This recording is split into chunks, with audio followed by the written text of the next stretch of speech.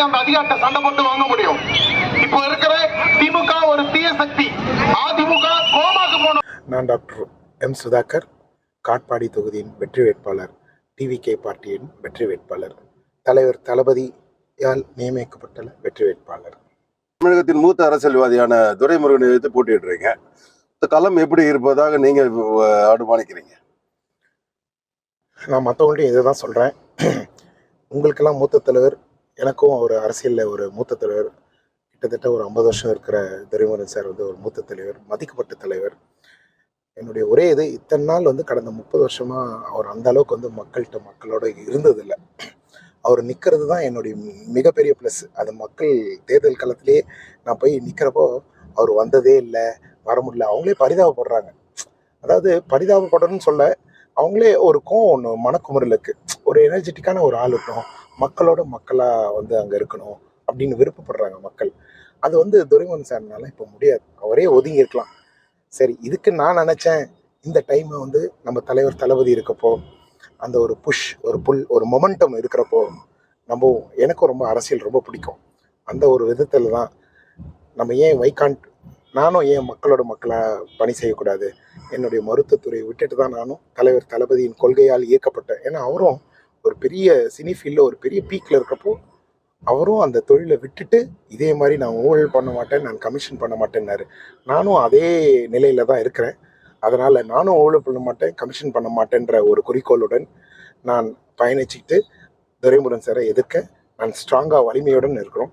வெற்றி எங்களுக்கு தான். காட்பாடி தொகுதியில் என்னென்ன செய்ய போகிறதா ஒரு திட்டமிட்டு வச்சிருக்கீங்க? காட்பாடி தொகுதியில் நிறைய இளைஞர்கள் வேலைவாய்ப்பு, அப்புறம் பிரிட்ஜஸ் ஒன்றும் 1 or 2 பிளேசஸில் எங்களது வந்து we will try for the best. சும்மாவே சொல்லிட்டு நான் பண்ண முடியாது. ஒரு ஹேங்கிங், ஒரு ஃப்ளை ஓவர் பிரிட்ஜ் வந்து ஃப்ரம் ரயில்வே ஸ்டேஷன்லேருந்து பாலார் தான் என்னுடைய ஆசை. நானும் அது மாதிரி எங்கள் தலைவரோடைய 30 வருஷம் பயணிச்சிருந்தா அது பண்ணியிருப்பேன். அது துரைமுருகன் சார் பண்ணியிருக்கலாம், அது ஏன் பண்ணலைன்னு தெரில. கலைஞர் கருணாநிதியோட எவ்வளோ நாள் க்ளோஸாக இருந்தார், கூடவே இருந்தார். கோபாலபுரத்துக்கு விசுவாசின்ட்டு இந்த காட்பாடி விசுவாசி மக்களை மறந்துட்டார் சார். சொல்லப்போனால் காட்பாடி மக்களை வந்து இந்த ஒவ்வொரு ஊருக்கு இல்லைங்களா, 2 tier சிட்டியில் எல்லா ஊர்லேயும் ஒரு பிரிட்ஜ் இருக்குது டிராஃபிக் ஜாம் பண்ணுறதுக்கு, கம்மி பண்ணுறதுக்கு. இங்கே காட்பாடியில் அது இல்லை. அது ஏன் இத்தனை நாள் அந்த ஊரில் சிட்டியில் அது ஏன் பண்ணலை? காட்பாடியாக தான் வளர்ந்துருக்கு. பல கார்பரேட் டீம்ஸ் எல்லாம் வந்திருக்கு, கார்பரேட் பிஸ்னஸ்லாம் வந்திருக்கு. இவங்க எனக்கு தெரிஞ்சு அதெல்லாம் பண்ணலை சார். காட்பாடி தொகுதியை பொறுத்தவரைக்கும் கிட்டத்தட்ட 50 ஆண்டுகளுக்கு மேலே அவர் அரசியலில் இருந்தாலும் வேலூர் மாவட்டமே முழுக்க வளர்ச்சி அடையாமல், இப்போ சமீப காலமாக நீங்கள் பார்த்தீங்கன்னா பிற மாவட்ட அமைச்சர்கள் தங்களை தொகுதியை ரொம்ப மேம்படுத்த வச்சுருக்கிறாங்க. ஆனால் துரைமுருகன், நீங்கள் சொல்கிற இப்போ துரைமுருகன் வந்து இதுவரையில் எந்த தொகுதிக்கு எதுவுமே செய்யலை அப்படின்னு நீங்கள் சொல்ல வரீங்க? இப்போ நான் சொல்ல வரல சார், மக்களே சொல்கிறாங்க சார்.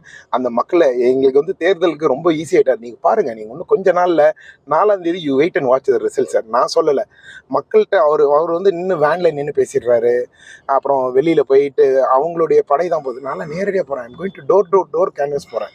என்னுடைய வயசு இருக்குதுன்னு இல்லை, அது ஒரு ஈடுபாடுனால 100%. நான் தான் சொல்கிறேனே, இந்த களம் வந்து 2026.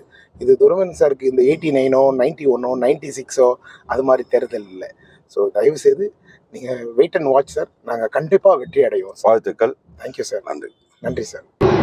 இப்போ ஸ்லோகன்